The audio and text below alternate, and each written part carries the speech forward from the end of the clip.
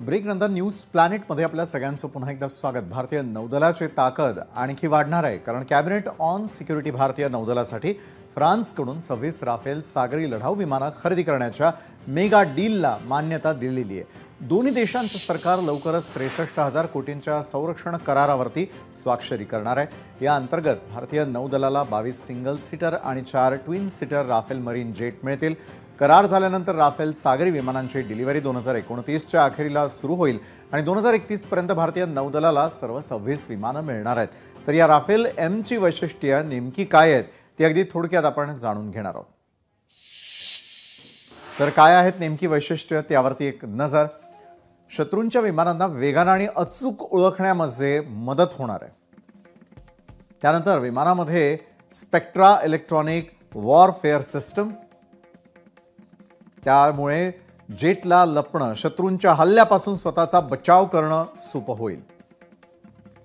मग विमान ध्वनीच्या दुप्पट वेगाने उड्डाण घेऊ शकतं। विमानाचा वेग दर ताशी 1850 किलोमीटरहून अधिक असेल।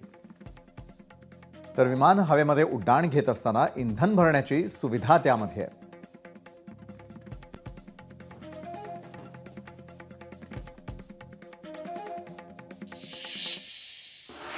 तर राज्य आणि राष्ट्रीय घडामोडींनंतर आता आपण पाहणार आहोत आंतरराष्ट्रीय बातम्या।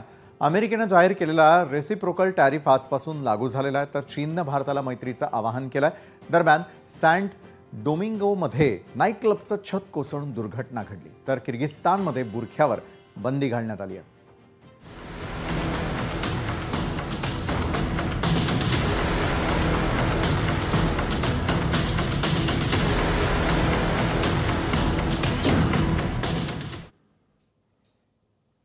अमेरिकेचे राष्ट्राध्यक्ष डोनाल्ड ट्रम्प यांनी जाहीर केलेला रेसिप्रोकल टॅरिफ आजपासून लागू झालाय।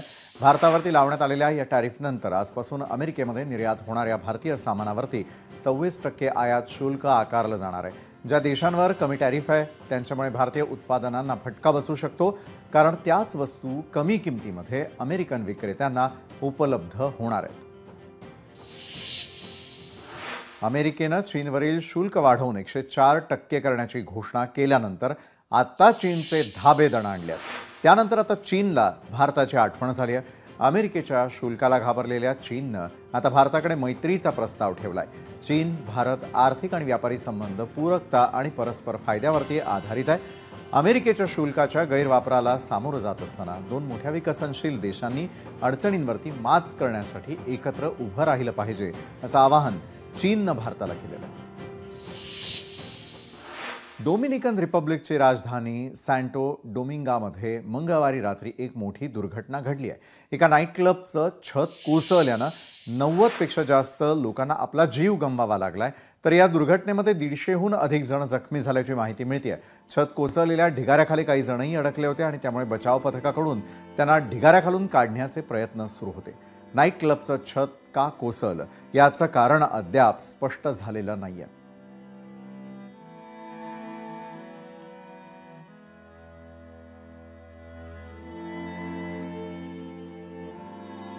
ज्यावेळेला छत कोसळल्यानंतर अनेकांना आपले प्राणही गमवावे लागलेले होते। मात्र सॅंटो डोमिंगोमध्ये ही मोठी दुर्घटना ज्या क्षणाला घडलेली होती त्यानंतर कशा प्रकारे हा विध्वंस झालाय ते आपण दृश्यांच्या माध्यमातून पाहतोय।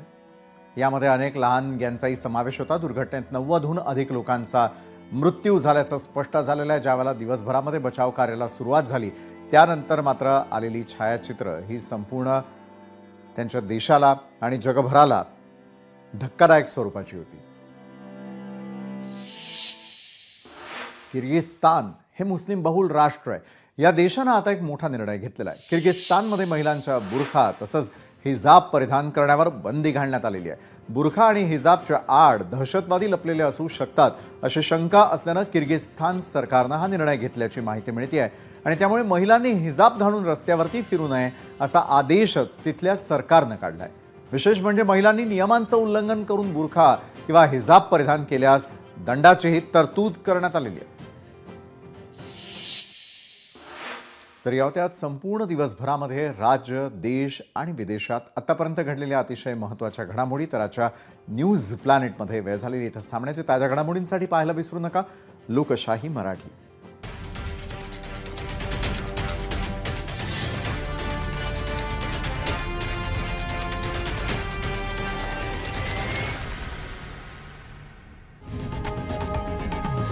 लोकशाही मराठी.